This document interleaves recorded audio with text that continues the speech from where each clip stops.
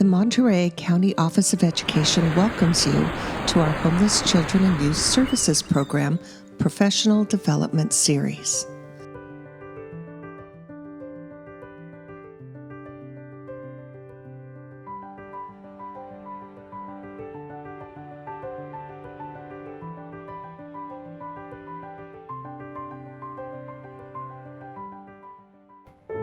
As a secretary, clerk, or registrar, you are often the first person a student or family meets when registering or starting school.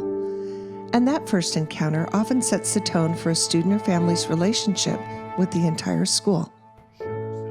Depending on whether or not you enroll students at the site or through an online registration process, you may be the first person to identify families or students experiencing homelessness.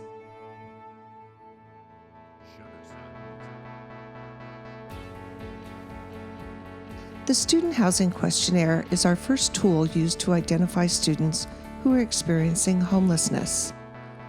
If a student is identified as experiencing homelessness, immediately enroll the student, make sure the student is given a backpack or any supplies needed for class, and let your homeless liaison know so additional follow-up can be done with the parent or student. Some districts also use a school referral form, which can be used by any school staff member to refer a student for services if they believe the student may be homeless but not identified yet. It is also important to enter the information into your student information system. If a student becomes permanently housed during the school year, the student remains in the SIS system as homeless for the remainder of the school year. This information is then uploaded into CalPads at the end of every academic school year. There are certain codes that we use to identify how students are housed. 100 for temporary shelters, 110 for hotels and motels, 120 for students who are doubled up, and code 130 for students who are temporarily unsheltered.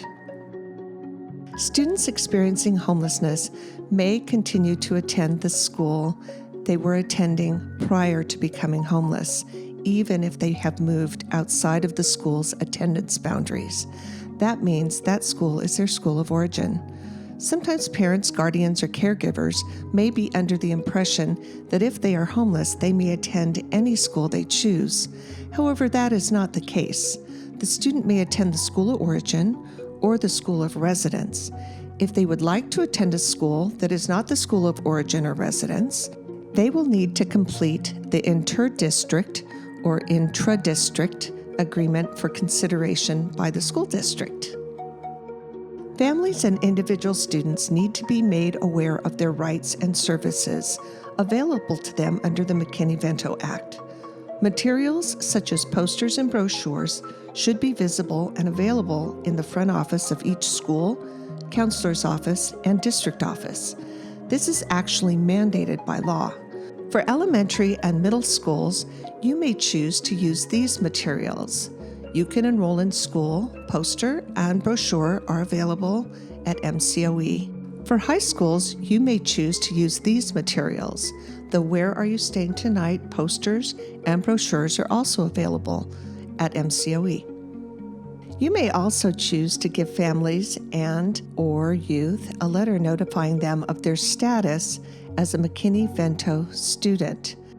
This letter may contain more detailed information regarding their rights and responsibilities and the materials and services that are available to them. We are required to ensure that students are provided the supplies and services to help them be successful in school. These supplies and resources include school supplies, hygiene products, clothes, and assistance with medical and dental service referrals, counseling, and housing referrals. Using a referral form that parents or students can fill out and return helps keep track of their needs and ensures the form is given to the appropriate staff members. You should also keep a supply of backpacks and hygiene kits to give to students experiencing homelessness when they arrive on your campus. Sometimes you may have a child or youth enroll in school who is not in the custody of a parent or legal guardian. These students are called unaccompanied youth and may or may not be homeless under McKinney-Vento. It is always recommended that the caregiver with the child or youth fill out a caregiver affidavit like this one. To be considered an unaccompanied homeless youth, the child or youth must be staying with someone who is not a parent or legal guardian and is homeless by the McKinney-Vento definition.